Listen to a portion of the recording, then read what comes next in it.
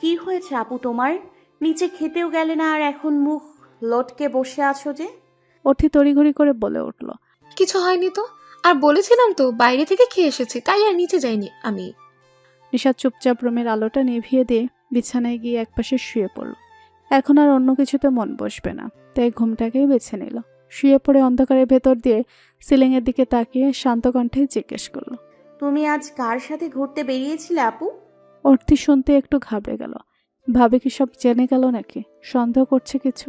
যদিও ভাবি থেকে কিছু লুকানোর ইচ্ছা তার নেই, তবুও সেদিনে ভাবির কথা শোনার পর মনে হয়েছে ভাবি তাকে বুঝলেও সেও বারণ করবে, নির্ভরকে ভুলে যেতে বলবে। তাই সত্যিটা বলার মন চাইল না। সেও পাশে শুয়ে পড়ে বলার চেষ্টা করলো। বলেছিলাম তো ভাবি, বান্ধবী ঠিক আছে আপু, বলতে না চাইলে বলো না, জোর করছি না, ঘুমাও এখন। কথার মাঝে বাধা দিয়ে বলে উঠল নিশাত। ভাবি যে কিছু একটা বুঝতে পেরেছে তো ওঠির কাছে স্পষ্ট। তাই ভাবির দিকে ফিরিয়ে তাকে হঠাৎ করে জড়িয়ে ধরে ধীশ্বরে বলল। আমি তোমার ভাইয়ার সাথে ঘুরতে গেছিলাম ভাবি, সরি মিথ্যে বলার জন্য। নিজের ভাবনা সঠিক হওয়াতে আর অর্থিকে সত্যি স্বীকার করতে দেখে কিঞ্চিত হাসল নিশাত। তখনই অনুভব করলো অর্থি তাকে জড়িয়ে ধরা অবস্থাতেই ফুফিয়ে উঠেছে। নিশাত বুঝতে পেরে অস্থির হয়ে উঠল। অর্থি দিকে ফিরে তার পিঠে এক হাতে রেখে অশান্ত গলায় শুধালো। কি হয়েছে আপু, কাঁদছো কেন তুমি? অর্থির ফুফানোর শব্দ আর একটু বৃদ্ধি পেল। ভাবিকে আর একটু শক্ত করে জড়িয়ে ধরে ফুফানো স্বরে বলল। তোমার ভাই আমাকে ফিরিয়ে দিয়েছে ভাবি, আমাকে আজও উপেক্ষা করেছে। আমি ফোন করলেও ধরছে না, হয়তো আর ধরবেও না। বলেছে আমার সামনেও আর আসবে না। নিশাত একটু আশ্চর্য হলো বটে, আর খারাপও লাগলো। অর্থির পিঠমায় হাত বুলিয়ে দিতে দিতে বলল। তোমাকে তো বলেছিলাম আপু, এমন ভুল তুমি করো না। ভুলে যাও আমার ভাইকে। তোমাদের দুজনের মধ্যে যে আকাশ সম পার্থক্য আপু। অর্থির সময় ব্যয় না করে তৎক্ষণাৎ জবাব দিল। তোমরা যাই বলো না কেন ভাবি, তাকে ভুলে যাওয়া আমার পক্ষে সম্ভব নয়। তাকে আমি অসম্ভব ভালোবেসে ফেলেছি, বিশ্বাস করো। যেখানে তাকে ছাড়ার কথা ভেবে কষ্ট হয়, সেখানে তাকে ছাড়া আমি বাঁচবো কি করে? সে যেমন, আমি তাকে তেমন করেই ভালোবাসি। আমি কিছুতেই তাকে ছাড়বো না। নিশা তার বলার মতো কিছু খুঁজে পেল না। তার ভাই এই মেয়েটাকে আদৌ ভালোবাসে কিনা জানে না, এই মেয়েটাকে ফিরিয়ে দিয়ে ঠিক করেছে কিনা জানে না, কিন্তু এই মেয়েটার যে এখন থেকে চোখে জল ফোরা শুরু তা ভালোই বুঝলো। মেয়েটার কান্না দেখে বলতেও পারলো না যে তার মা বাবা তার বিয়ের কথা এখনই শুরু দিয়েছে। এই খবর শুনলে মেয়েটা হয়তো আরও মূর্ছা যাবে, তাই এই কথা বলে আর মেয়েটাকে দুশ্চিন্তায় ফেললো না। পরে না হয় সময় বুঝিয়ে বলবে। শুধু ননদের পিঠে হাত বুলিয়ে ভরসা দিল, যা শান্তনুস্বর ওপর থেকে ঘুমের দেশে নিয়ে গেল। চোখের পলকে ক্যালেন্ডারের পাতায় একটি সংখ্যা পরিবর্তন হয়ে অন্য সংখ্যা এসে ঠেকেছে। এই একটা দিন সবার জীবন স্বাভাবিক নিয়মেই চলেছে। অর্থি খাওয়ার সময় ছাড়া নিচে নামেনি। তার মা বাবাও তাকে কিছুই বলেনি, যেন কিছুই ঘটেনি বা তারা কিছুই জানে না। শুধু অর্থি একটু অশান্ত মন নিয়ে সময় পার করছে, যা নিশাত ছাড়া কেউ জানে না। নিশাত এখন বসে আছে তার ক্লাসরুমে। তার দুই ব্যক্তিগত পান্ডার সাথে হাসি মজায় ব্যস্ত। মাত্র একটা ক্লাস শেষ হয়েছে, এখন রায়ানের ক্লাস। সায়ন্ত কিছু একটা বলছে আর নিশাত মিটিমিটি হাসছে। খানিকক্ষণ পরে রায়ান এলো ক্লাসে। প্রতিদিনকার ন্যায় সবাই উঠে সম্মান জানিয়ে বসলো। নিশাতও তার অন্যথায় নয়। সে দাঁড়ালো আবার বসলো, অথচ একবারও রায়ানের দিকে ফিরে তাকালো না। আজ ক্লাসেও ঠিক মতো মন দিচ্ছে না। নিধি লেকচার মন দিয়ে শুনলো, নিশাত শান্তের ফিসফাস করা বাক্য শুনতে ব্যস্ত। এই সব কিছু লেকচারের ফাঁকে খেয়াল করলো রায়ান। ক্লাসে মন দিয়ে অন্য ছেলের সাথে কথা বলা আর হাসতে দেখে রায়ানের মস্তিষ্ক রাগে গমগমিয়ে উঠল। অসভ্য মেয়ে, অন্য ছেলের সাথে এত ব্যস্ত যে নিজের স্বামীর পানে একবার তাকিয়েও দেখছে না। স্বামীকে না দেখুক, অন্তত নিজের টিচারের লেকচারটা শুনতে পারে ভেবেই যেন রাগ আরও তরতরিয়ে বাড়ল। এসব দেখে আর ভেবে নিজেও ঠিকমতো লেকচার দিতে পারল না। দাঁত কাটমাট করে উঠল রায়ান। হঠাৎই হাত ধরে রাখা একটা মার্কার টেবিলের উপর ঠাস করে রেখে নিশাতের পানে তাকিয়ে গমগমে স্বরে বলল। Mrs Nawaz, focus on your teacher. এমন শব্দে আর বাক্য শুনে নিশাত ভয়ে কেঁপে উঠল। সামনে তাকাতেই দেখলো রায়ান তার পানে রেগে তাকিয়ে আছে। পরক্ষণেই খেয়াল করলো ক্লাসের সবাই বিস্ময় দৃষ্টিতে ঘুরে তার পানেই তাকাচ্ছে। হয়তো তারা বোঝার চেষ্টা করছে এমন সম্বোধন কাকে করছে বা এর মানে কি। সবাই কেমন করে তাকাতে দেখে নিশাত তার চোখ সরিয়ে নামিয়ে নিল। রায়ানও পুনরায় লেকচার দিতে শুরু করতেই ছাত্রছাত্রীরা ক্লাসে মন দিল। কিন্তু সবার মনের মাঝেই হয়তো প্রশ্ন রয়ে গেছে, তারা যে ভাবছে আদৌ তা ঠিক কিনা। সামনের সারিতে বসা লেনাও কথাটা শুনে আশ্চর্য হয়েছে অনেক। সেদিন স্যারের ওই মেয়ের হয়ে তাকে টাকা দেওয়া আর আজ এমন সম্বোধন, সব মিলিয়ে যেন তার কাছে এমন ব্যাপারটা স্পষ্ট। ওই মেয়েটা স্যারের বউ ভাবতেই তার জন্য একটু হিংসা হলো, তবে কিছুই বলল না। চুপচাপ ক্লাসে মন দিল। নিশা তো ভয়ে আর কথা বলল না, কিন্তু রায়ানের দিকে ভুলেও তাকালো না। রায়ানের ক্লাস শেষ হতেই রায়ান চলে গেল। নিশাত পরে আরও একটা ক্লাস করে অফ পিরিয়ড পেতেই তার 2 পান্ডার সাথে ক্লাস থেকে বের হলো। দরজা পেরোতেই দেখলো আবিদ দাঁড়িয়ে আছে। দেখতে পেয়ে নিশাত দাঁড়িয়ে পড়ল, সাথে তার 2 সৈন্য। নিশাতকে দেখতে পেয়ে আবিদ এগিয়ে এসে হাসি মুখে বলল, না মানে নিশাত, চলো ক্যান্টিনে যাই। নিশাত কিছু বলবে তার আগে নিধি আবিদের আড়ালে একটা মুখ ভেঙচি মেরে ব্যঙ্গ করে বলে উঠল, আমরা সব জানি, তাই আমাদের সামনে তাকে ভাবি ডাকতে পারেন স্যার, আমরা কিছু মনে করব না। বলে আগে আগে এগিয়ে গেল। আবিদ বুঝল নিশাত তাদের জানিয়েছে সব, তাই পুনরায় বলল, নিশাত ভাবি চলো ক্যান্টিনে যাই, আজ আমার তরফ থেকে ট্রিট তোমাদের। ট্রিতের কথা শুনে শান্ত খুশি হয়ে বলে উঠল, দোস্ত দ্রুত চল, এমন সুযোগ হাতছাড়া করতে নেই। এমনিতেও ক্লাসে তোর বরের ঝাড়ি, আমার খুব ক্ষুধা বেয়ে গেছে। নিশাত আর বারণ করলো না, বন্ধুকে নিয়ে হাঁটতে শুরু করলো। রায়ান ঝাড়ি মেরেছে শুনে আবিদ একটু অবাক হয়ে শান্তের কাছে জানতে চাইল কেন ঝাড়ি মেরেছিল। শান্ত যেতে যেতে সব খুলে বলল। আবিদ শুনে কিছু একটা ভাবলো, মনে মনে কিছু প্ল্যান করে হেসে উঠল। 4 জন মিলে বসে আছে একটা টেবিলে, খাবার অর্ডার করে বসে আছে। সবাই টুকটাক কথা বলছে। আবিদ সুযোগ বুঝে নিজের ফোনটা বের করে রায়ানের নাম্বার একটা SMS সেন্ড করলো। কোথায় যাচ্ছিস দোস্ত? দ্রুত ক্যান্টিনে এসে দেখে যা, তোর বউ মানে ভাবি কতগুলো ছেলের সাথে বসে খাবার খাচ্ছে। SMSটা সেন্ড হতেই মুস্কি হেসে ফোনটা পকেটে রেখে দিয়ে মুস্কি হাসল। এখন দেখার বিষয় মেসেজটা দেখে রায়ান আদৌ আসে কিনা। এর মাঝে খাবার চলে আসতেই সবাই খাওয়া শুরু করলো। নিশাত মুখে কিছু দিতে না দিতেই দেখলো রায়ান কঠোর চাহনি নিক্ষেপ করে তার সামনে দাঁড়িয়ে আছে। হঠাৎ লোকটা এখানে এসেছে কেন বা এমন করে তাকিয়ে আছে কেন বুঝল না। এমন চাহনি দেখে একটু ভীতু হলেও তা রায়ানকে বুঝতে দিল। অর্ডার করা বার্গারে একটা কামড় বসিয়ে চিবোতে চিবোতে শুধালো, আপনি এখানে কেন? খেতে এসছেন বুঝি? রায়ান সে প্রশ্নের জবাব না দিয়ে তীক্ষ্ণ দৃষ্টিতে তাকিয়ে তীক্ষ্ণ কণ্ঠে জিজ্ঞেস করলো। তুমি এখানে কি করতে এসেছো স্টুপিড? এমন কণ্ঠ শুনে নিশাত একটু বিরক্ত হলো। দেখছে খাচ্ছে সে, তবুও জিজ্ঞেস করছে। সে পুনরায় খেতে খেতেই জবাব দিল, আজীব, দেখতে পাচ্ছেন না আমি খাচ্ছি? তার মানে এখানে খেতে এসছি। এমন তেরছা জবাব পেয়ে রায়ান ছোট ছোট চোখে তাকালো। পরবর্তীতে বউয়ের থেকে চোখ সরিয়ে আবিদের পানে তাকালো। রায়ানকে এখানে ছুটে আসতে দেখে আবিদের মুখে হাসি ফুটেছিল। রায়ানকে তাকাতে দেখে সে হাসি আওড়ালো করে নিল। রায়ান একটা চেয়ারে টেনে নিয়ে আবিদের কাছাকাছি মুখ এগিয়ে এনে ফিসফিসিয়ে জিজ্ঞেস করলো, তুই আমাকে মিথ্যা বললি কেন যে আমার বউ অনেকগুলো ছেলেদের সাথে বসে খাচ্ছে? আবিদও নিজের মুখটা রায়ানের কানের কাছে নিয়ে রায়ানের মতো ফিসফিসিয়ে জবাব দিল, তো তোর কি আমাদের দুজনকে হিজড়া মনে হয়? আর একের অধিক তো অনেকেই হয়, তাই না? আর আমরা তো দুজন, হিসাব বরাবর। এমন লজিক শুনে রায়ান কটমটিয়ে তাকালো আবিদের পানে। আবিদ তাতে খুব একটা পাত্তা দিল না। বাকি 3 জন ওদের দুজনকে ফিসফিস করতে দেখেও কিছু বলল না। আবিদ পরক্ষণে একটু উচ্চস্বরে হেসে বলে উঠল, দোস্ত ভাবি বলল তুই নাকি ভাবিকে ঠিক মতো খেতে দিচ্ছিস না। আমাকে ভীষণ দুঃখের সহিত অভিযোগ জানালো, তাই আমি ভাবিকে খেতে নিয়ে এসেছি। ভালো করেছি না বল? আবিদের এমন মিথ্যা শুনে নিশাত একটু আশ্চর্য হলেও কিছু বলল না। সে অভিযোগ না জানালেও কথাটা সত্যি। লোকটা রোজ নিজের খাওয়া শেষ হতেই উঠে চলে আসে, তার জন্য কখন একটু অপেক্ষা করে না। রায়ান ভ্রুকুটি করে তাকালো, বুঝলো না বন্ধুর কথা বিশ্বাস করবে নাকি করবে না। এই ছেলে যেমন বানিয়ে মিথ্যে বলায় ওস্তাদ, ঠিক তেমন বউকেও বিশ্বাস নেই। যে মেয়ে নিজের স্বামীকে খাটাস ডাকে সে এমন অভিযোগ করতেই পারে। আশ্চর্য হওয়ার কিছুই নেই। বউকে যে রোজ দুপুরে বা বিকেলে নিয়ম করে ভালো করে খাওয়ায় তা বোধহয় ভুলেই গেছে তার বউ। আর একটু সময় অপেক্ষাও করতে পারল না। তাকে বললেই তো সে খেতে দিত। এখানে এসে এদের সাথে খাওয়ার কে ছিল? রায়ান ভেবে একটা দীর্ঘশ্বাস ফেলল। নিজের জন্য খাবার অর্ডার করে বসে রইল। বউকে একা ছেড়ে এসে এক পাও নড়ল না রায়ান। সবগুলো ক্লাস শেষ করে বন্ধুদের বিদায় জানিয়ে অগ্রসর হলো রায়ানের কেবিনের দিকে। প্রতিমধ্যে থেমে যেতে হলো মুস্কানকে দাঁড়িয়ে থাকতে দেখে। মুস্কানকে দেখতেই কেমন যেন অনুভূতি হলো নিশাতের। রাগ নাকি বিষণ্ণতা নাকি ক্রোধ, ঠিক ঠাউর করতে ব্যর্থ হলো। এই মেয়ের জন্য তার স্বামীর হাতে থাপ্পড় খেয়েছিল। প্রথমে এই মেয়েটার কথা ভাবলে খারাপ লাগতো।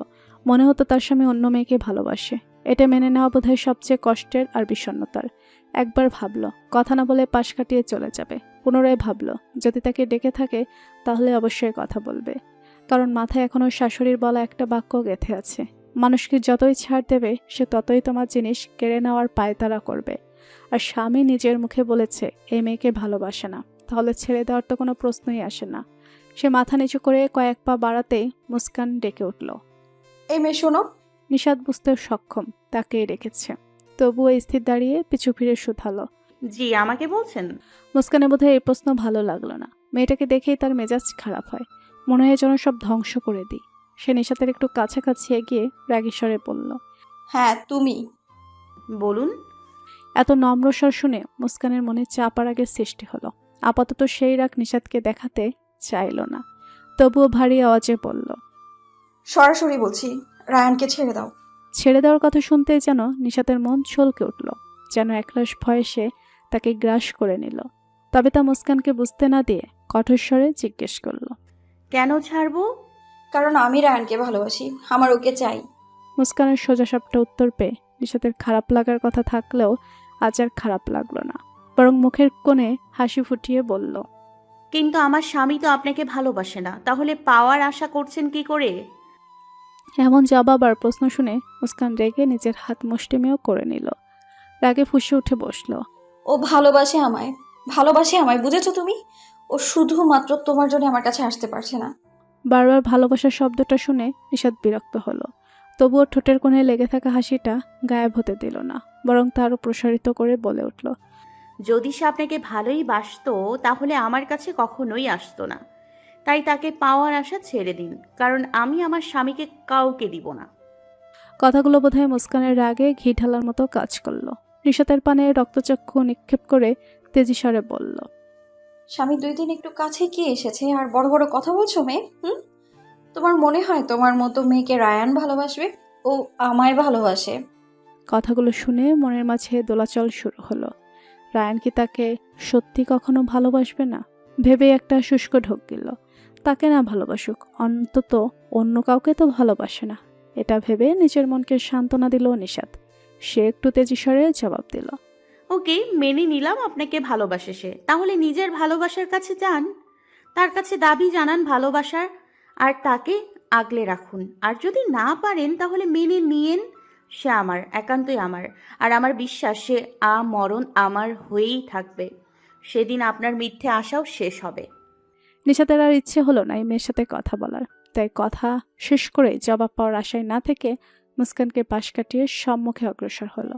মুস্কান সেদিকে হিংসাত্মক চাহনি দিয়ে উচ্চ আওয়াজে বলে উঠল। আচ্ছা, দেখা যাবে কে কার হয়ে থাকে। পারলে তুমি তোমার সংসার বাঁচিয়ে দেখাও, আর আমি আমার ভালোবাসাকে নিজের করার প্রচেষ্টা চালিয়ে যেতে থাকি। সময়ের পরিক্রমায় স্রোতের ধারার মতো পেরিয়ে গেছে হাতে গোনা কয়েকটা দিন। এই কয়েকটা দিন যেন স্বাভাবিক থেকেও অস্বাভাবিক। সব যেন কেমন নীরব নিস্তব্ধ, যেন ঝড় আসার আগে পরিবেশ যেমন শান্ত থাকে ঠিক তেমনটা। কিন্তু মনে হয় কিছু একটা ঘটতে চলেছে। নির্ভার তার কথা রেখেছে।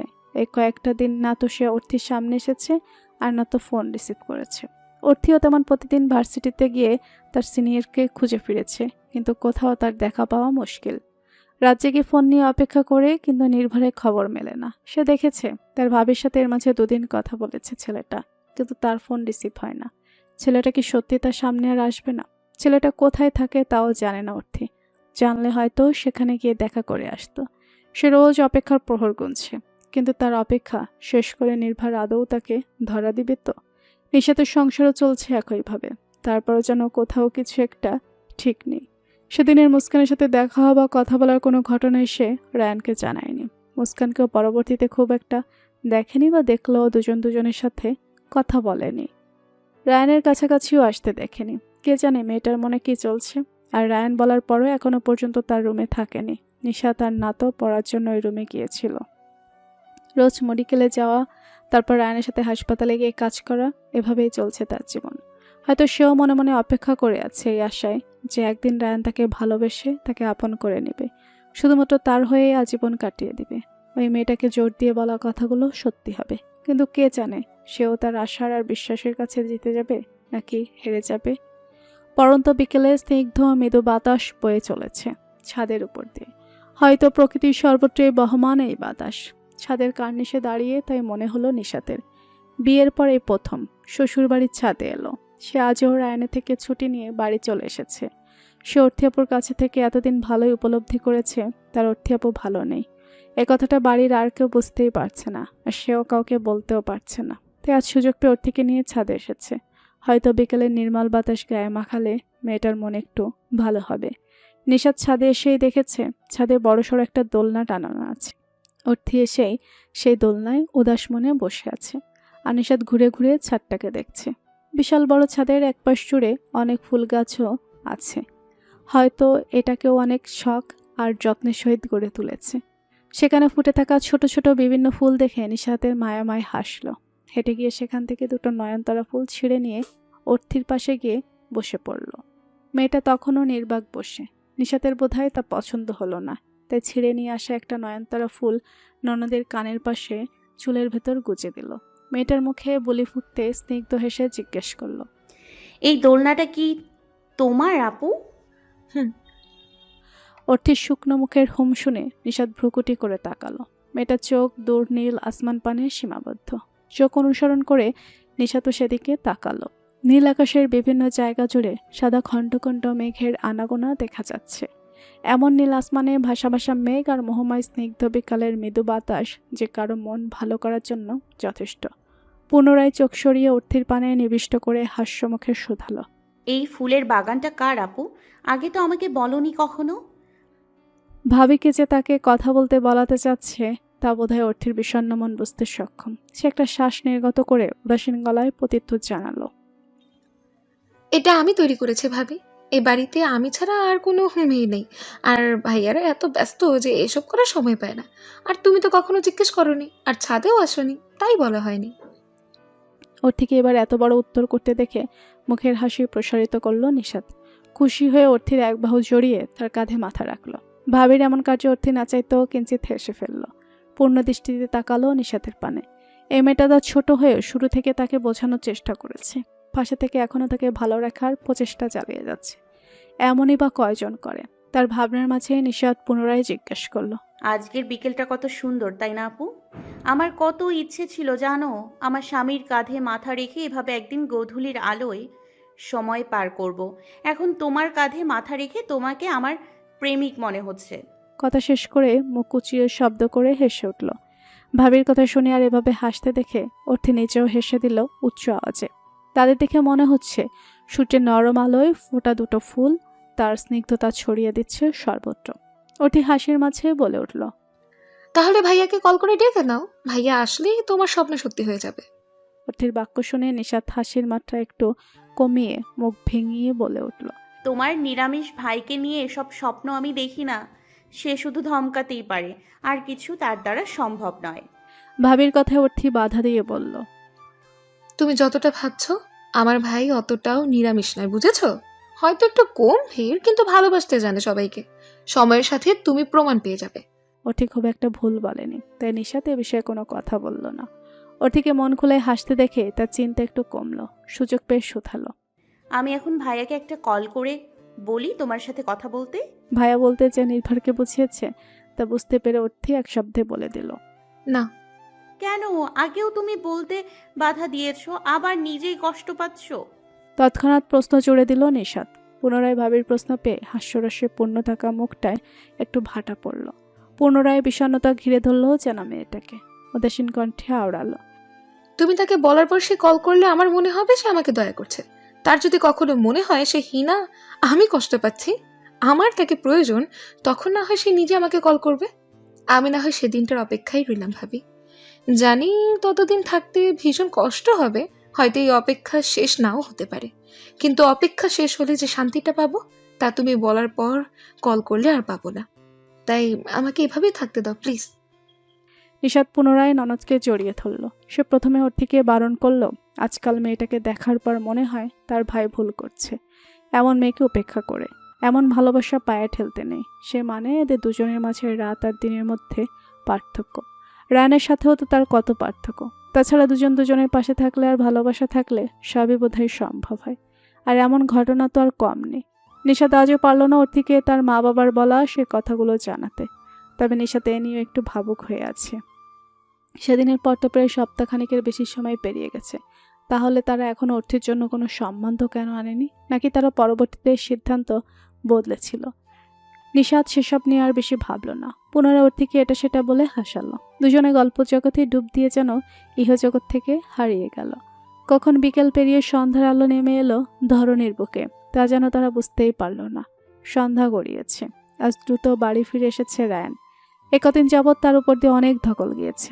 পরপর একটা সার্জারি করতে হয়েছে, আবার রেগুলার নিয়ম করে রুগী দেখা, কলেজ করা, সব মিলিয়ে যেন ব্যস্ততা সমুদ্রে সে ডুবেছিল। আজ একটু মুক্ত হতেই বাড়ি ছুটে এসেছে পরিবারের সাথে সময় কাটাতে। এসে আগে পোশাক নিয়ে ওয়াশরুমে ঢুকলো। শাওয়ার ছেড়ে দিয়ে তার নিচে দাঁড়িয়ে ভাবনায় মত্ত হলো। কদিন কাজের চাপে যত না কষ্ট হয়েছে, তার দেখে বেশি মন অস্থির হয়েছিল একান্ত রমণের জন্য। মেয়েটা তার সাথে সাথেই ছিল, তবুও মনে হয়েছে মেয়েটার উপস্থিতি তার পাশে নেই। মেয়েটা পুনরায় তাকে কেমন ইগনোর করতে শুরু করেছে। চুপচাপ কাজ করতে থাকে, তার সাথে কথাই বলে না বলতে গেলে। শুধু কিছু জিজ্ঞেস করলে উত্তর পাওয়া যায়। কিন্তু কলেজে বন্ধুদের সাথে বা হাসপাতালে রোগীদের সাথেও স্বেচ্ছায় হেসে হেসে কথা বলেছে। তাহলে তাকে কেন ইগনোর করছে? কেন? তাছাড়া সেদিন বলল তার রুমে এসে যেন পড়ে, আবার বলল তার রুমে থাকতে, অথচ মেয়েটা তার কথাই পাত্তা দিল না।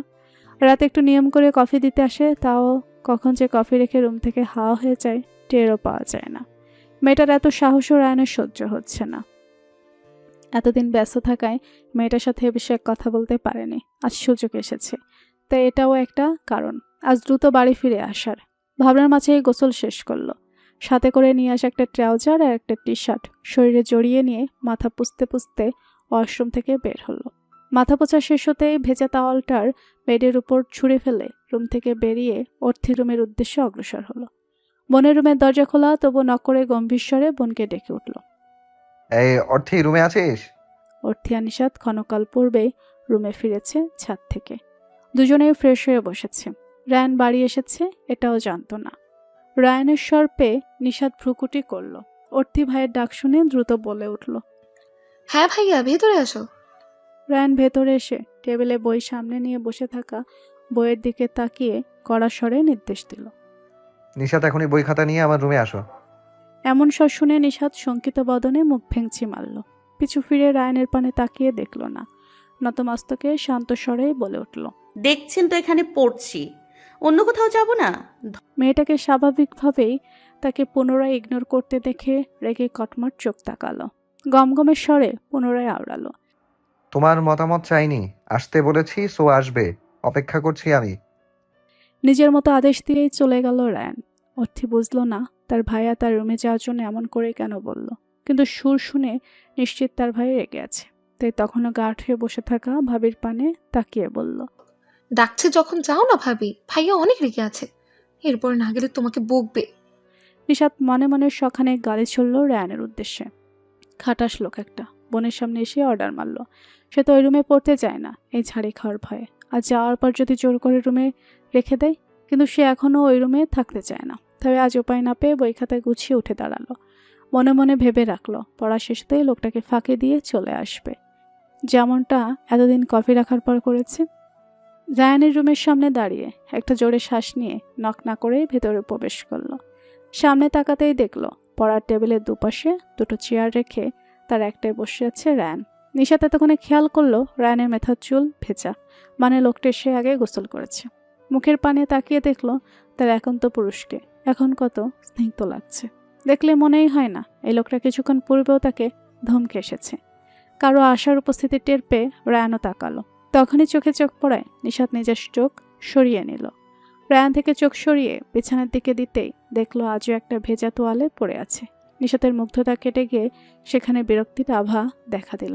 ব্যস্ত পায়ে হেঁটে গিয়ে টেবিলের উপর বই খাতা রেখে বিছানার দিকে এগিয়ে গেল, রেগে উচ্চারণ করল, ধমকা ধমকি তো বেশ ভালোই পারেন, তা ভেজা তোয়ালে রেখে না দিয়ে একটু নেড়ে দিয়ে আসতে পারেন না? বইয়ের প্রশ্নে রায়ানের মাঝে কোনো ভাবান্তর পরিলক্ষিত হলো না। ছোট ছোট নয়ন মেলে বইয়ের কাজ দর্শন করলো। মুখের ভাব পরিবর্তন না করে গম্ভীর শান্ত কণ্ঠে জবাব দিল, পারলেও এখন করি না, যাতে বউ সব করে দিতে পারে।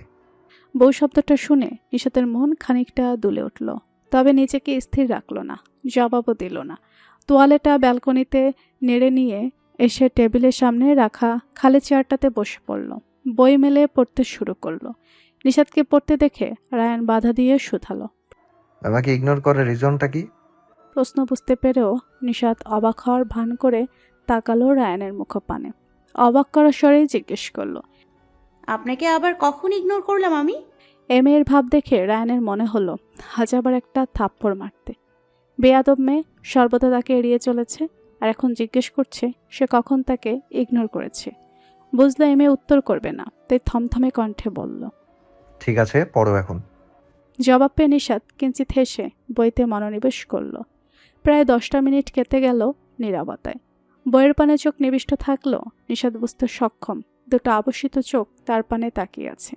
নিশাতের মনে হচ্ছে লোকটার চোখের পলকও পড়ছে না।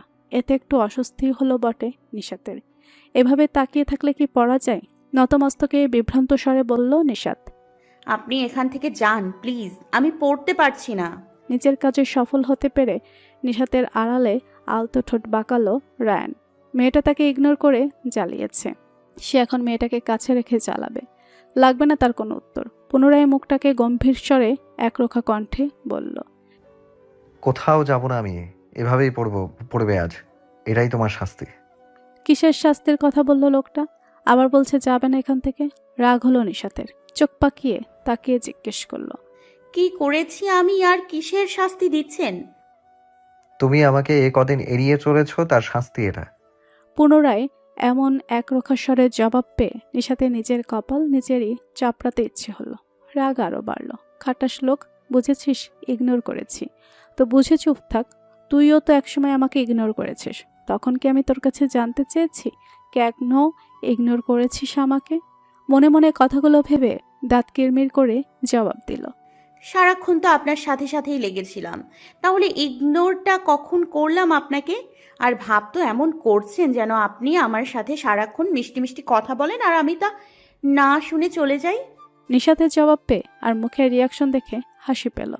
মনে মনে হাসলো, মুখে তা ফুটিয়ে তুলল না। মুখটাকে কঠোর রেখেই বলল, এত কিছু বুঝি না। আমার মনে হয়েছে তুমি আমাকে এড়িয়ে চলেছো এ কদিন, তাই আমি শাস্তি দিবই। কথা কম বলে এখন পড়া শুরু করো। নিশাতের মন চাইল রায়নের চুলগুলো টেনে উঠিয়ে ফেলতে। নিজেও তেসরা কণ্ঠে আওড়ালো। ঠিক আছে, আপনাকে যেতে হবে না, আমিই চলে যাচ্ছি। বলেই উঠে দাঁড়ালো। বই রেখেই এক পা বাড়াতে যাবে, তখনই রায়ান অদ্ভুত কাণ্ড ঘটিয়ে ফেলল। নিশাতের একটা হাতে টান মেরে নিজের কোলের উপর বসিয়ে দিয়ে নিশাতকে এক হাতে জড়িয়ে ধরল। নিশাতের রাগ বিরক্তির এক লহমায় পালিয়ে গেল। সেখানে এসে ভর করলো একরাশ লজ্জা।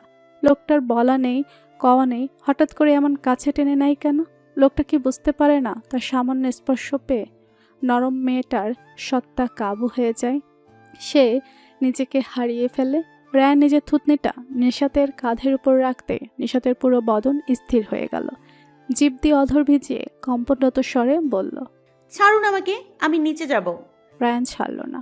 মেয়েটাকে আর একটু কাছাকাছি আঁকড়ে নিয়ে স্বরটাকে শান্ত স্বরে বলল, তোমার বোধহয় ওই সাধারণ শাস্তি পছন্দ হচ্ছিল না, তাই শাস্তির ধরন চেঞ্জ করলাম। এখন এভাবেই পড়বে তুমি, নয়তো শাস্তি চেঞ্জ হয়ে আরো কঠোর রূপ ধারণ করতে পারে। বি কেয়ারফুল চড়ুই পাখি। শান্ত সুরের এমন সাবধান বাণী শুনে নিশাত শুষ্ক ঢোক গিলল। লোকটা তার সাথে এমন করছে কেন? লোকটা কি তার অবস্থা বুঝতে পারছে না, নাকি বুঝছে বলেই এমন করছে? প্রশ্ন করল না, তবে পুনরায় একই স্বরে বলল, ছাড়ুন প্লিজ, আমার খিদে পেয়েছে, খেতে যাব আমি। নিশাতের কথা শেষ হতে রায়ান নিচের একান্ত রমণীকে আর একটু জড়িয়ে নিয়ে স্বরটাকে আরো শান্ত করে হাসকি স্বরে আওড়ালো। চাইলে আমাকে খেতে পারেন মিসেস। আই থিঙ্ক টেস্ট খারাপ হবে না। আমি শিওর আপনার অনেক পছন্দ হবে। এমন নির্লজ্জ বাক্য শ্রবণ হতে নিশাতের তনুমন জমে বরফ খণ্ডের মতো হয়ে গেল। কান দুটো নরম হয়ে উঠল। নিজেকে ছাড়ানোর চেষ্টাও যেন ভুলে বসলো। আনমনে বলে উঠল, অসভ্য খাটাস। নিশাতের শরীর থেকে কেঁপে উঠল। তা রায়ান স্পষ্ট টের পেল। ঠোঁটের কোণে তার হাসি ফুটল। নয়তো নিশাত এখন স্বামীর এমন হাসি দেখলে আরো মূর্ছা দিত। নিশাতকে আরেকটু লজ্জা দিতে একই স্বরে পুনরায় আওড়ালো রায়ান। একবার খেয়েই দেখো না পাখি, দেখবি একবার খেলে বারবার খেতে মন চাইবে। নিশাতের আর সহ্য হলো না। এমন বাক্য আর সম্বোধন দুটোই যেন তার রুহ পর্যন্ত কাঁপিয়ে তুলল। এবার ছোটর জন্য তোড়জোড় শুরু করলো, স্বরে তেজ ঢেলে বলে উঠল, ছাড়ুন আমাকে, কি সব বলছেন আপনি? একটু লজ্জা নেই? সাদে কি আর খাটাস বলি? ছাড়ুন বলছি। রায়ান এবার দুহাতে বউকে আঁকড়ে ধরে পরিধানকৃত পোশাকের উপর দিয়েই কোমরে আলতো চাপ প্রয়োগ করলো। এমন কাজে নিশাত পুনরায় চুপ মেরে গেল। বউকে শান্ত হতে দেখে রায়ান নিজের ভাব পরিবর্তন করে আবার সেই গাম্ভীর্য স্বরে বলল, বৃথা চেষ্টা করো না নিশাত, বলেছি যখন শাস্তি তুমি পাবেই। চুপচাপ বই পড়ো, নয়তো এইভাবেই বসে থাকো। নিশাত অসহায় বোধ করল, লজ্জায় রাগে চোখ ঝাপসা হয়ে এলো। ধরাসরে বলল, আমি ওই চেয়ারে বসে পড়ছি, আপনি এখানেই থাকুন, তবু আমাকে ছেড়ে দিন প্লিজ। বইয়ের অনুরোধে মন গলল বোধহয় খাটাস ডাক্তারের, তবে সুযোগ হাতছাড়া করল না। তখনও তার থুতনি বইয়ের কাঁধ স্পর্শ করে আছে। সেভাবেই শান্তস্বরে বলল। একটা শর্ত আছে। নিশাত উপায় না পেয়ে শুধালো, কি বলুন? তবে এটাই কিন্তু। এখন থেকে রোজ এই রুমে এসে পড়বে। নিশাত একটা স্বস্তির শ্বাস ফেলল। লোকটা তাকে এই রুমে থাকতে বলেনি, এটাই অনেক। যদিও এই রুমে বসে পড়া মানেই অকারণে লোকটার ধমক খাওয়া, তবুও নিশাত মেনে নিয়ে মাথা নেড়ে বলে উঠল, ঠিক আছে, এবার ছাড়ুন প্লিজ। রায়ানের বউকে আটকে রাখলো না। নিজের হাত দুটো ছাড়িয়ে নিতেই নিশাত চটজলদি উঠে খালি চেয়ারটাতে বসে পড়ল। বই মেলে চোখ তাতে সীমাবদ্ধ রাখলো, কিন্তু আদৌ কিছু পড়তে পারলো কিনা তা বোধহয় শুধুই জানে, সেই বোঝে। রায়ানও সেখানেই বসে বইয়ের পানে নির্নিমেষ তাকিয়ে রইল, যতক্ষণ পর্যন্ত না নিজ থেকে তাদের ডিনার করার জন্য ডাক এলো। দীর্ঘ রজনী আরও দীর্ঘতর মনে হয়, যেন তার শেষই হতে চায় না। প্রতিটি রজনী এভাবে ব্যয়িত হচ্ছে, চোখে ঘুম নেই, মন যেন নিজের হয়েও তা অন্যত্র পড়ে আছে। নিজেকে বোঝানোর আজকাল বড় মুশকিল হয়ে উঠেছে। টেবিলের উপর কম্পনরত ফোনটার দিকে নির্নিমেষ তাকিয়ে রইল। ফোনের ওয়ালপেপারের উপর জলজল করছে মায়াবতী কলিং। রিসিভ করা তো দূরে থাক, ফোনটাকে স্পর্শ করে দেখল না। একই কাহিনীর পুনরাবৃত্তি প্রতিদিন চলছে। থেকে থেকে কয়েকবার ফোন বেজে বন্ধ হয়ে রইল, তাও ফোনে হাত লাগালো না। বুকের ভেতর কোথাও যেন ঝলসে উঠেছে। নিজেকে আজকাল অপরাধী মনে হয় ওই নিষ্পাপ মেয়েটাকে এতটা কষ্টের সাগরে ডুবিয়ে মারার জন্য। তবে কি করার আছে তার? একবার মনে হয় ওই মেয়েটাকে বুকে জড়িয়ে নিক, আর একবার মনে হয় ওই মেয়েটাকে সে মেনে নিলে মেয়েটা তার পরিবার ছাড়া হবে, কারণ অর্থির পরিবার তাকে কখনোই মেনে নেবে না। হয়তো সর্বোচ্চ ভালো জব পেলে কষ্ট করে, তাও কি ওই মেয়েটার যোগ্য সে কখনো হতে পারবে? নিজেদের আর্থিক অসচ্ছলতাকে আস্থার পথের কাটা মনে হলো। যদিও পারিবারিক অসচ্ছলতা নিয়ে লজ্জাবোধ করেনি কখনো, না তো নিজেকে ছোট মনে করেছে, কিন্তু আজকাল তা যেন ঘাসরূপ জেগে উঠছে থেকে। ফোন থেকে চোখ সরিয়ে খোলা জানালা দিয়ে আসমানের বুকে ভেসে থাকা একখণ্ড ঝলমলে আলো প্রদানকারী জ্যোতিষ্কের পানে নিবিষ্ট করল। যদিও তার আলো প্রকৃতিতে আলোকিত করতে পারল, নির্ভারের মনকে আলোকিত করতে ব্যর্থ। সেদিক পানে তাকিয়ে থেকে নিজের জাগতিক চিন্তায় মগ্ন হলো নির্ভার। তার গ্রামে নিশাদের থেকেও ছোট একটা ঘর আছে, আর সেই ঘর জুড়ে একটা মা আছে। চাচা চাচি অনেকে থাকলেও তাদের সাথে খুব একটা ভালো সম্পর্ক নেই বললেই চলে। আত্মীয় বলতে মামা মামি আর ওই বোনটিই আছে। তার মা গ্রামের প্রাইমারি স্কুলের একজন শিক্ষিকা, তারও কিছুদিন পরে রিটায়ার্ড হতে চলেছে। নির্ভারের যখন 2 মাস বয়স তখনই তার বাবা গত হন। তার মা দেখতে সুশীলা শিক্ষিতা হলেও দ্বিতীয় বিয়ের কথা চিন্তা করেনি, ছেলের কথা চিন্তা করে। যতদিন শ্বশুর শাশুড়ি ছিল ততদিন তাদের নিয়েই থেকেছে। পরবর্তীতে তারাও ছেড়ে যাওয়ার পর তিনি একাই ছেলেকে মানুষ করেছে। খেয়ে পড়ে তাদের দিনকাল ভালোই গেছে, তবে তাদের এত টাকা নেই, আর না তো আছে বাবার রেখে যাওয়া বিশাল সম্পত্তি। তবুও তারা মা ছেলে নিজেদের খুশি মনে করে কাটিয়ে দিয়েছে এতগুলো দিন। নির্বাচ ছোট থেকে পড়ালেখায় ভালো ছিল, তার মাও শত কষ্টের মাঝে তার কোনো স্বপ্ন অপূর্ণ রাখেনি। তাই তো ভালো একটা ভার্সিটিতে চান্স পাওয়ার পর তার মা তাকে শহরে পাঠিয়ে দিয়েছিল। তবে নির্ভর শহরে পা রাখার পর থেকে আর মায়ের উপর নির্ভর করে থাকেনি। মাকে সাহায্য করতে না পারলেও নিজের চলাচলতে শুরু করে থেকেই টিউশনি করেছে। এভাবেই সে নিজের পড়াশোনার সমাপন ঘটিয়েছে। তবে এখন শুরু হয়েছে তার বড় যুদ্ধ। এদেশে একটা চাকরি অর্জন করা মানে সোনার হরিণ হাতে পাওয়া, আর তার পিছিয়ে অবিরাম ছুটে চলেছে নির্ভর। তবে আদৌ জানে না সে কতটুকু সাফল্য নিজের নামে করে নিতে পারবে। তবে সব কিছুর মাঝে ওই মায়াবী নিষ্পাপ মেয়েটা তার জীবনের এক অবিচ্ছেদ্য অংশ হয়ে উঠেছে। জানে না কখন কিভাবে, কিন্তু সেও মেয়েটাকে অকল্পনীয়ভাবে ভালোবেসে ফেলেছে। আজকাল মনে হয় ওই মেয়েটা তার হৃদয়ের সাথে এমনভাবে জড়িয়ে পড়েছে যে ওই মেয়েটা না থাকলে তার প্রাণ পাখিটি আর থাকবে না। কিন্তু মেয়েটাকে এখন তো নিজের করে পাওয়ারও যেন কোনো উপায় মিলছে না। মেলার কথা বুঝি, মেয়েটা যে ঠিক ওই আসমানে ঝলসে ওঠা জ্যোতিষ্কের মতো, যার আলো পাওয়ার সৌভাগ্য হলেও তাকে একান্ত নিজের করে পাওয়ার সৌভাগ্য অদৃষ্টে থাকে না। মেয়েটা তার কাছে নীলকান্ত মণি সমতুল্য, যাকে ভুল করেও পরিধান করার স্বপ্ন তার মতো নিম্ন মধ্যবিত্তের দেখা অপরাধ স্বরূপ। নিজের অযাচিত ভাবনার থেকে মুক্তি পেল না নির্ভার। চন্দ্রকিরণের পানে তাকিয়ে থাকতে থাকতে চোখ দুটো লালিত হয়ে উঠল, যা রুমে অন্য কেউ না থাকায় দেখতে পেল না। আর না তো ছেলেটা নিজে বুঝতে সক্ষম হলো। অনেকটা রাত পেরিয়ে যখন চোখ দুটো অধৈর্য হয়ে পড়ল, তখন আর টিকতে না পেরে টেবিলের উপরে মাথাটার স্থান দিয়ে চোখ দুটিকে বিশ্রাম দিল। না হয়ে এখন তো আপন রমণীর কথা স্মরণ করতে করতেই গভীর নিদ্রায় তলিয়ে গেল। কাকডাকা ভরে খোলা জানালার প্রান্তে একটা পাখির কুঞ্জন শুনতেই নয়ন মেলে তাকালো ছেলেটা। নড়ে চড়ে বসার পর নিজের অবস্থান ঠাউর করতে সক্ষম হলো। সে যে চেয়ারে বসে টেবিলের উপর মাথা রেখেই ঘুমিয়ে পড়েছিল, তা এতক্ষণে বোধ হলো। নিজের কাণ্ডে নিজেই বিরক্ত হলো। চেয়ার ছেড়ে উঠে আগে ফ্রেশ হয়ে এলো। তার রুমমেটটা কিছুদিন হলো নেই। সে থাকলে হয়তো এভাবে টেবিলেই নিদ্রা যেতে হতো না। ভাবনা স্থগিত রেখে এক কাপ চা বানিয়ে খেয়ে নিল। পুনরায় টেবিলে বসলো, বই মেলে পড়তে শুরু করলো। কিছুদিন যাবৎ মেয়েটাকে ভেবে ভেবে পড়াই হচ্ছে না। মেয়েটাকে পাওয়ার শেষ চেষ্টা হিসেবেও তা পড়াশোনাটা বাধ্যতামূলক, তাও মন বসাতে ব্যর্থ হচ্ছে। মনকে কনক্রিটের মতো শক্ত করে পড়াশোনায় কনসেন্ট্রেট করলো।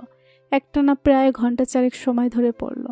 এর মাঝে একবার খোঁজ নিল না বুয়া এসেছে কিনা, দুটো রেঁধে দেওয়ার জন্য। যেন তার খাওয়া না খাওয়া নিয়ে কোনো চিন্তা নেই। তবে তার মনোযোগে বাধা সৃষ্টি করতে তাদের বিল্ডিংয়ে থাকা একটা জুনিয়র ছেলে এসে ডেকে উঠল। নির্ভর ভায়া শুনছেন? হঠাৎ ডাক শুনে ফিরে তাকালো নির্ভর। ছেলেটাকে ভেতরে আসতে বলে জিজ্ঞেস করলো। ডাকছিস কেন, কি হয়েছে?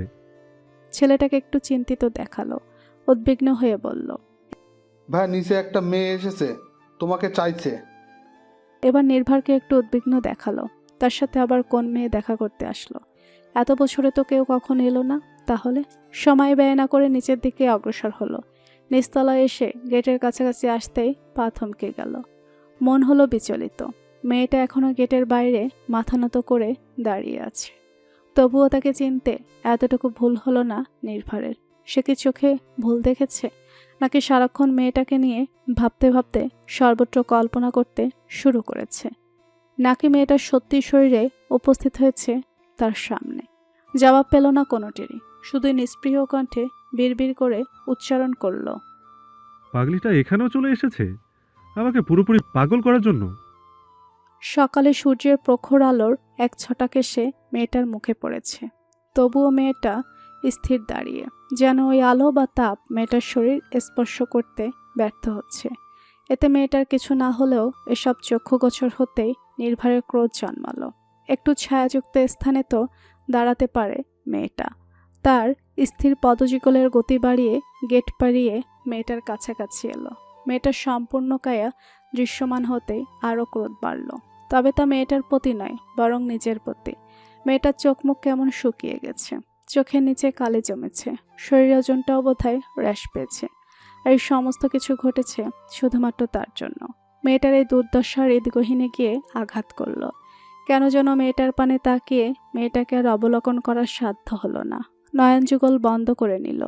পুনরায় বন্ধ চোখের পাতা খুলে আশেপাশে তাকালো। কাউকেই দেখতে পেল না। গেটে এখন দারোয়ানটাও নেই, কোথায় গেছে কে জানে। সে আর দোপা এগিয়ে নতমস্তকে দাঁড়িয়ে থাকা মেয়েটাকে কিছু বোঝার সুযোগ না দিয়ে তার একটা হাত নিজের হাতের আঁচলায় নিয়ে গেট পেরিয়ে পুনরায় নিজের রুমের দিকে অগ্রসর হলো। অকস্মাৎ হাতে টান পড়ায় উঠতে একটু ভয় পেল। আঁখি উঁচিয়ে পছন্দের মানুষকে নিজের হাত আঁকড়ে ধরতে দেখে সেই ভয় যেন এক লহমায় দূরে পালালো। সেখানে এসে ভর করল একরাশ ভালো লাগা। ভালোবেসে না হোক ছেলেটা তাকে ধরেছে তো, হয়তো একদিন ভালোবেসেও কাছে টেনে নেবে। কিন্তু ছেলেটা এত দ্রুত পা বাড়াচ্ছে যে তার পায়ে পা মেলাতে কষ্ট হলো। তবুও মুখ ফুটে তা উচ্চারণ করল না। বিল্ডিংয়ের দু একজন মানুষ অবাক নেত্রে তাকিয়ে দেখল নির্ভরের কাণ্ড। সবার চোখেই বিস্ময়। এই মেসে খুব একটা মেয়ে আসে না, যাও আসে সবাই আপনজনেরা। কিন্তু নির্ভরের জন্য তো আজ পর্যন্ত কাউকে আসতে দেখেনি। সেখানে আজ একটা মেয়েকে দেখে আশ্চর্য হওয়ারই কথা।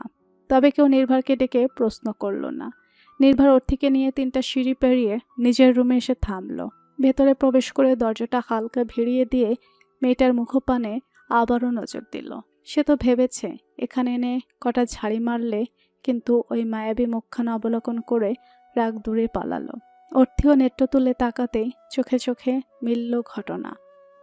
কেউ কারো থেকে চোখ সরালো না। নির্ভর তখন অর্থির হাতখানা আঁকড়ে ধরা, বুঝতে পেরেই তা সরিয়ে নিল। নিজেকে বা ওই মেয়েকে আর আশকারা দিল না। নয়ন থেকে নয়ন হটিয়ে স্বরে রাগ মিশিয়ে শুধালো, তুমি আমার ঠিকানা কি করে পেলে? নির্ভরকে নজর সরাতে দেখে অর্থিও নজর সরিয়ে নিজের হাতের পানে তাকালো, যেখানে নির্ভরের হাতের ছোঁয়া মিশে আছে। সে কণ্ঠে উৎফুল্লতা মিশিয়ে জবাব দিল, ভালোবাসা থাকলে এসব খুঁজে পাওয়া কোনো ব্যাপার না সিনিয়র। আপনি ভালোবাসেন না তো, তাই এসব বুঝবেন না। শান্ত স্বরের এমন তেড়া জবাব পেয়ে নির্ভর কপাল কুঁচকে তাকালো, পুনরায় শুধালো। তা গেটের দারোয়ানকে বুঝি ভালোবাসা দিয়ে বুঝিয়েছো? অর্থিও এবার মুখ কুচিয়ে আলতো হাসি উপহার দিয়ে আওড়ালো, হ্যাঁ তো, তাকে মিষ্টি কণ্ঠে বলেছি, নির্ভর আমার খুব কাছের একজন, আর তাকে বিশেষ কিছু দেয়ার আছে, প্লিজ আপনি আমাকে আটকাবেন না। তাই আর কি দারোয়ান চাচাও মেনে নিল। আচ্ছা, তা সেই বিশেষ বস্তু কি? দাও দেখি। কথার পিঠে নির্ভরের প্রশ্ন পেতেই অর্থি কাল বিলম্ব না করে নিজের 2টো হাত বাড়িয়ে দিয়ে বলল, আমার থেকে বিশেষ আমার কাছে আর কিছুই নেই যা আপনাকে দিতে পারি। এই আমিটাকে গ্রহণ করে নিন না সিনিয়র।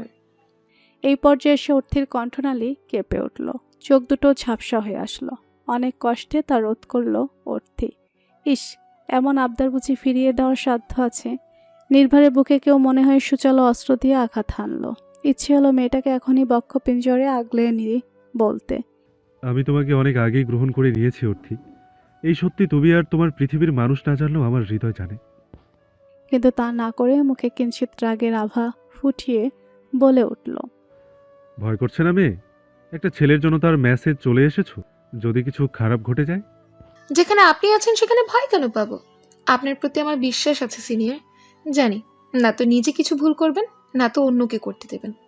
তৎক্ষণাৎ অর্থির এমন ভরসাযোগ্য জবাব পেয়ে নির্ভর এক মুহূর্তের জন্য বাগরুদ্ধ হয়ে গেল। পরক্ষণে ভারী স্বরে বলল, এত বিশ্বাস ভালো না মেয়ে, আর আমি এত ভরসার যোগ্যও নই।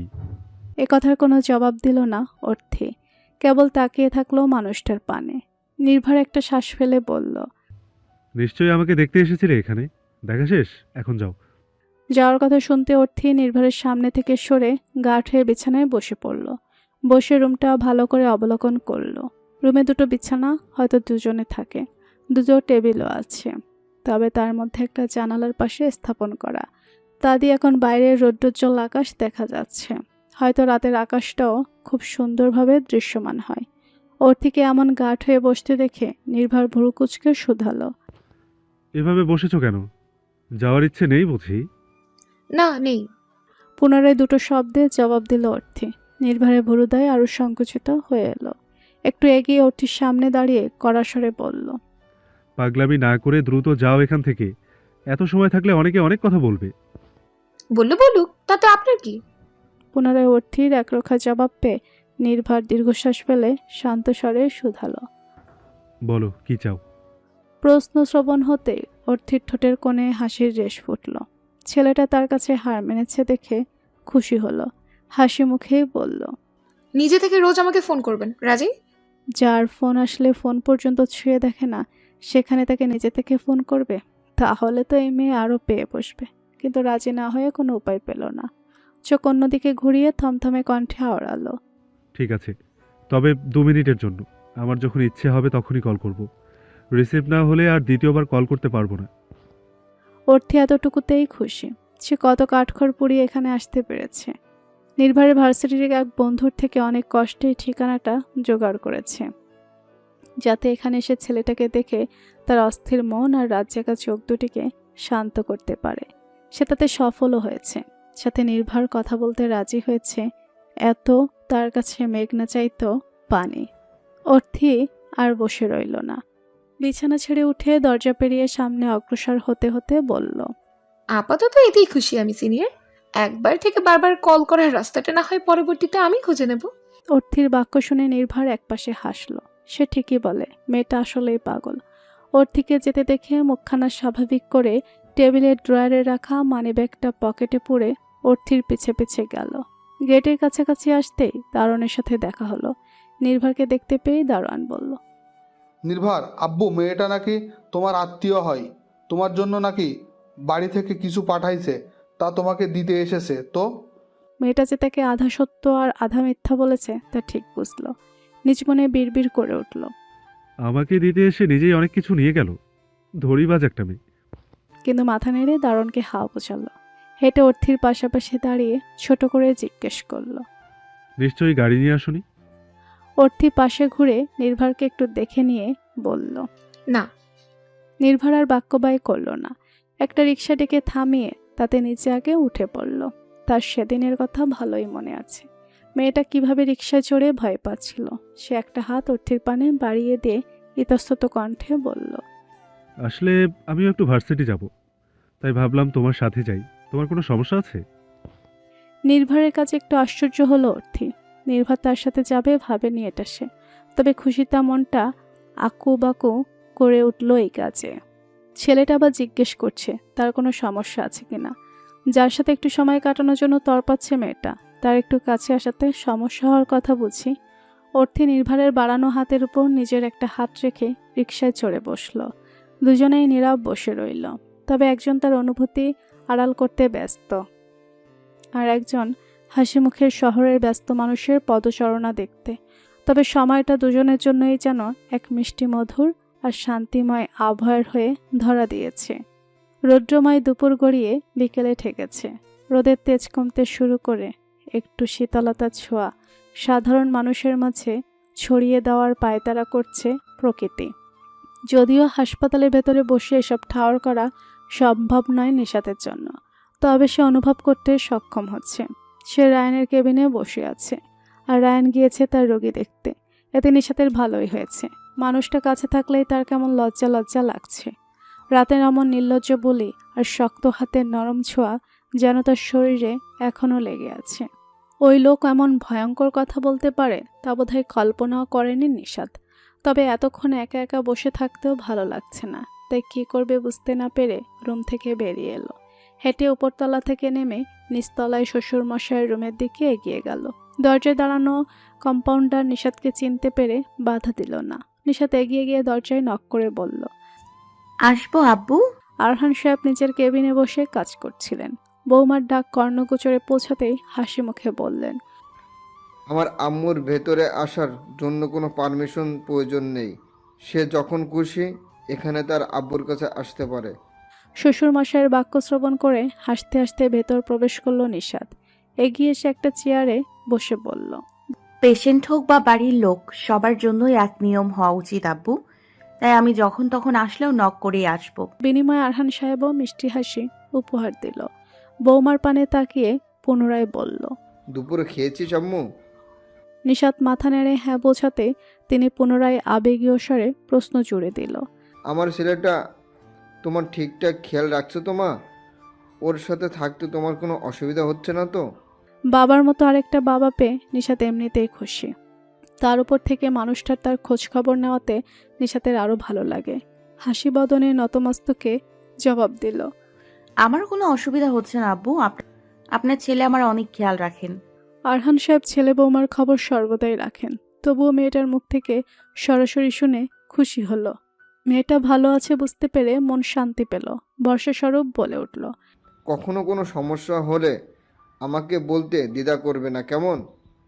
নিশাত পুনরায় মাথা নেড়ে সায় জানালো।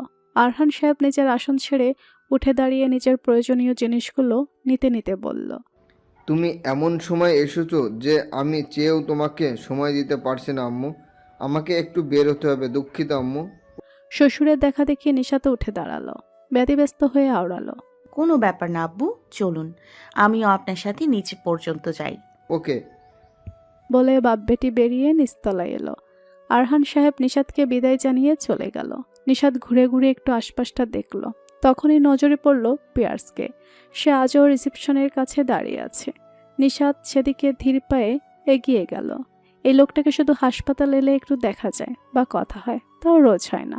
আপন লোকদের সাথে যদি একটু দেখা বা কথাই না হয়, তাহলে একই হাসপাতালে কাজ করার কি মানে? নিশাত আরও একটা জিনিস ভাবে দেখলো, শুরু থেকে এই মানুষটার কাছাকাছি থাকলেই রায়ানের রিয়াকশন কেমন যেন পাল্টে যায়। দেখে মনে হয় লোকটা তার নিজের ভাইকেই হিংসা করছে। কিন্তু এর কারণ কি? এমন নয় যে এই ছেলেটার সাথে তার কোনো অন্যরকম সম্পর্ক কখনো ছিল বা এখন আছে। তাহলে নিশাত একটু হাসলো। তার জানা মতে রায়ান তাকে কেবিনে না পেয়ে ঠিক খুঁজতে খুঁজতে এখানে এসে পড়বে। এই কদিনই এটা ঠিক বুঝে নিয়েছে নিশাত। আর আজও যদি পিয়ার্সের সাথে দেখে, একই রিয়াকশন দেখায়, তাহলে সে জিজ্ঞেস করবে তার সমস্যাটা ঠিক কোথায়। এই ভেবে পায়ের জোর আরেকটু বাড়িয়ে পিয়ার্সের কাছাকাছি দাঁড়িয়ে ডেকে উঠল। ভাইয়া কেমন আছেন? চেনা স্বরের ভাইয়া সম্বোধন শুনে রোজি বুকটা পড়ে ঝলসে ওঠে। বুকের ভেতর গভীর দাগ ফেলে দেয়। যত এই মেয়ে বা এই সম্বোধন থেকে সে পালাতে চায়, ততই যেন তা বেশি করে আঁকড়ে ধরে তাকে। মুখে তা প্রকাশ না করে নিশাতের পানে তাকিয়ে হাসি মুখে বলল, ভালো, তুমি কেমন আছো? ভালো ভাইয়া। নীরবতায় মুড়ে নিল দুজনকে। নীরব থাকলে কি করে সময় ব্যয় করবে, এই ভেবে নিশাত বলে উঠল, ভাইয়া কিছু মনে না করলে আমরা কফি খেতে পারি। এমন সুযোগ কেউ হয়তো হাতছাড়া করতে চাইবে না, কারণ নিজের পছন্দের মানুষটার সাথে সময় কাটাতে কে না চায়। কিন্তু আজ বোধহয় পিয়ার্সের মন দোটানায় পড়ল। তার ভাই নিশ্চয়ই রেগে যাবে যখন তাকে নিশাতের পাশে দেখবে। আবার না বলে মেয়েটাকেও কষ্ট দিতে ইচ্ছে হলো না। তাই নিশাতকে দাঁড়াতে বলে সে গিয়ে 2 কাপ কফি নিয়ে এসে একটা নিশাতকে ধরিয়ে দিল। পিয়ার্স কফিতে একটা চুমুক বসিয়ে জিজ্ঞেস করলো, তোমার বাবা কেমন আছে এখন? বাবার কথা স্মরণ করতে নিশাতের মুখটা এইটুকু হয়ে গেল। রোজ রোজ কথা বললেও কতদিন হয়ে গেল চোখের দেখা দেখতে পায় না, ছুটিও পায় না যে বলে কয়ে একবার ঘুরে আসবে। নিশাত বিষণ্ণ স্বরে বলল, আব্বু ভালো আছে, কিন্তু আমি তাকে ভীষণ মিস করি। বলে মুখটা বাচ্চাদের মতো করে নিল। তা দেখে পিয়ার্সের হাসি পেল। এক চিলতে হাসলো, সান্ত্বনা দিয়ে বলল, এক সময় গিয়ে বাবাকে দেখে আসলেই পারো, নয়তো ভাইকে বলো তাদের নিয়ে আসতে, তাহলে আর মিস করতে হবে না তাদের। শেষ পন্থাটা বোধহয় নিশাতের ভালো লাগলো। খুশি মনে সায় জানালো। কফিতে চুমুক বসিয়ে আরও টুকটাক কথা চালালো। নিশাতের ভাবনা অনুযায়ী তাকে না পেয়ে রায়ান খুঁজতে খুঁজতে ঠিকই নিচে এসে হাজির হলো। মেয়েটা থেকে থেকে তাকে না বলে উধাও হয়ে যায়। এটা তার কাছে বিরক্তিকর মনে হয়। এসে সম্মুখে নজর পড়তেই বউ আর ভাইকে একসাথে হেসে হেসে কফি পান করতে দেখে মাথা গরম হয়ে উঠল। শক্ত চাহনি নিক্ষেপ করলো তাদের পানে। নিশাতের এখানে আসায় রাগ হলেও মনে মনে হতাশ শ্বাস ফেলল। একই হাসপাতালে কাজ করলে দেখা হবে স্বাভাবিক, আর তার বোকা বউ নিশ্চয়ই কিছু বুঝতে পারে না। তাই তার ভাই কথা না বললেই বউ যে ডেকে ডেকে কথা বলবে এটাও শিওর। তাহলে কি করা উচিত তার? সে নিটল পায়ে এগিয়ে গিয়ে পিয়ার্সের পেছনে দাঁড়িয়ে কিঞ্চির গম্ভীরতার সহিত বলে উঠল, আমার জন্য কফি নিয়ে আয় একটা, আমি কফি খাবো। ভাইয়ের বয়স শুনে তড়িৎ পিছু ফিরে তাকালো পিয়ার্স। ভাইকে আজ রেগে কিছু বলতে না দেখে একটু অবাকই হলো। হয়তো সেও বুঝলো তার ভাই অন্য উপায়ে তাদের আলাদা করতে চাইছে। তো সেও বাক্য ব্যয় না করে আলতো হেসে কফি আনতে চলে গেল ভাইয়ের জন্য। মনের কোণে বেড়ে ওঠা কষ্টটা অন্তরালেই রয়ে গেল। পিয়ার যেতেই রায়ান আরেকটু বউয়ের পানে তীক্ষ্ণ দৃষ্টি নিক্ষেপ করে একই স্বরে শুধালো, এখানে এসে কফি খাচ্ছ কেন স্টুপিড? কেবিনে কি জায়গা কম পড়েছে? এ প্রশ্নের জবাব দিল না নিশাত। সে তো শুরু থেকে লজ্জা ভুলে রায়ানের মুখপানে তাকিয়ে তার ভাবগতি বোঝার চেষ্টা করছে। লোকটা মুখে ছাড়ি মারেনি, এতে অবাক হয়েছে বটে, কিন্তু লোকটার মুখের আদলে ক্রোধ স্পষ্ট। নিশাত আর একটু নিশ্চিত হতে কফিতে আর একটা চুমুক বসিয়ে শান্ত কণ্ঠে জিজ্ঞেস করল, আপনি কি রেগে আছেন? এমন প্রশ্ন যেন রায়ানের রাগ আরও এক ধাপ বাড়িয়ে দিল। চিবিয়ে চিবিয়ে বলে উঠল, রাগ করার মতো কাজ করলে রাগ তো হবেই স্টুপিড। তা কেন রাগ করে আছেন? তৎক্ষণাৎ পুনরায় নিশাতের প্রশ্ন পেয়ে তাতে দাঁত পিষল রায়ান। জবাব দিবে তার পূর্বে পিয়ার্স একটা কফি এনে রায়ানের সম্মুখে বাড়িয়ে ধরল। রায়ান তা হাত বাড়িয়ে নিতেই পিয়ার্স বলে উঠল, আমার কাজ আছে, আমি যাচ্ছি, তোরা দুজন কফি শেষ কর। নিশাত বা রায়ান কেউই বাধা দিল না। নিশাতের ততক্ষণে কফি পান করা শেষ। সে হাতের কাপটা ফেলে দিয়ে দাঁড়িয়ে রইল। রায়ান বইয়ের পানে তেরছা দৃষ্টি ফেলে কফিতে চমক বসালো। তখনই তার ফোনটা বেজে উঠল। কফির কাপটা এক হাতে ধরে রেখে অন্য হাতের সাহায্যে পকেট থেকে ফোনটা বের করে রিসিভ করলো। ফোনে কথা বলতে রায়ানকে ব্যস্ত হতে দেখা গেল। সে ফোন কেটে পকেটে পুরে রেখে কফির কাপটা নিশাতের হাতে ধরিয়ে দিয়ে বলল, আমার ইমার্জেন্সি আছে, এখনই বের হতে হবে। তুমি ড্রাইভারের সাথে বাড়ি ফিরে যাও, আর সাবধানে যেও, আসছি আমি। বলে ব্যস্ততা দেখিয়ে রায়ান হাসপাতাল ছেড়ে বেরিয়ে গেল। কফির কাপটা এখনো পূর্ণ দেখে নিশাত না ফেলে একটা চুমুক বসালো তাতে। এতেই নিশাতের নাক মুখ কুচকে এলো। লোকটা কি সব সময় এমন কফি খেতে হয়? নিশাত মুখ বিকৃত করে হাতের কাপটা ডাস্টবিনে ফেলে দিয়ে ধীর স্থির পায়ে রায়ানের কেবিনের দিকে এগিয়ে গেল। সন্ধ্যা পেরিয়ে ধরণীতে রাত নেমেছে বহুক্ষণ পূর্বে। সময় এখন হয়তো 10টা পেরিয়েছে, কিন্তু রাতের আকাশে তাকালে মনে হবে এখন গভীর রাত, কারণ চন্দ্রকিরণকে গ্রাস করে নিতে কালো মেঘের আনাগোনা শুরু হয়েছে অনেক আগেই। মেঘ এখান থেকে সেখানে ভেসে বেড়াচ্ছে, হয়তো যে কোনো সময় অঝোর ধারায় বাড়ি ধারে এসে ভিজিয়ে দিয়ে যাবে ভূখণ্ডকে। রায়ান নিজের কাজ শেষ করে মাত্রই ফিরল হাসপাতালে। এখানে কিছু কাজ সমাপন করে বাড়ির দিকে রওনা হবে। আগে নিজের কাজগুলো শেষ করে তারপর নিজের কেবিনের দিকে অগ্রসর হলো। দরজার সামনে তার পুরনো অ্যাসিস্ট্যান্ট মাহিরুল চাচাকে দেখে একটু অবাক হলো। এত রাত পর্যন্ত তো থাকেন না তিনি, তাহলে আজ কেন আবার বসে বসে ঝিমোচ্ছে? রায়ান সামনে দাঁড়িয়ে আসতে করে ডেকে উঠল, চাচা উঠেন। মাহিরুল সাহেব চোখ মেলে তাকাতে রায়ান পুনরায় বলল, এখানে বসে আছেন কেন? বাড়ি ফিরে যান, আকাশের অবস্থা ভালো নয়, বৃষ্টি হতে পারে। মাহিরুল সাহেব ঘুমিয়ে পড়েছিল বুঝতে পেরে একটু লজ্জিত বোধ করলো। উঠে দাঁড়িয়ে ইতস্তত কণ্ঠে আওড়ালো, দুঃখিত বাবা, আসলে চোখ লেগে এসেছিল তাই। ইটস ওকে চাচা, এখন দ্রুত চলে যান। বলে রায়ান মানুষটাকে আর কিছু বলার সুযোগ না দিয়ে কেবিনে ঢুকে পড়ল। মাহিরুল সাহেব এখানে থাকার কারণটাই বলতে পারলেন না, কারণ সচক্ষে দেখে নিবে ভেবে মাহিরুল সাহেবও নিজের গন্তব্যের দিকে ছুটল। দরজা পেরিয়ে এক পা আগাতেই পা দুটো থমকে গেল রায়ানের। চক্ষু সম্মুখে ভেসে উঠল এক ঘুমকুমারীর ছবি। ছবি নয়, বাস্তবিকই সে দেখতে পাচ্ছে তার একান্ত রমণীর ঘুমান্ত কায়া, যা তার একমাত্র দুর্বলতা। মেয়েটার এই ঘুমান্ত মুখখানা দেখলেই যে সে আর নিজের মাঝে থাকে না, যেন জাগতিক সব কিছু থেকে নিজেকে হারিয়ে ফেলে। আজও এই মুখখানা দেখে মুগ্ধতা এসে ধরা দিল তার চোখের তারায়। তবে মুগ্ধতার পাশাপাশি একরাশ চিন্তা এসে ধরা দিল, মেয়েটার তো বাড়িতে যাওয়ার কথা ছিল, তাহলে না গিয়ে এখানে সোফায় ঘুমাচ্ছে কেন? আকাশের যা অবস্থা তাতে সে এখানে না এলে তো এই মেয়ের আজ রাতটা হয়তো একাকী এখানেই পার করে দিতে হতো। তবে মুগ্ধতার রেশ এতই বেশি চেয়ে ভুলের জন্য নিশাতকে আর বকতে ইচ্ছে হলো না।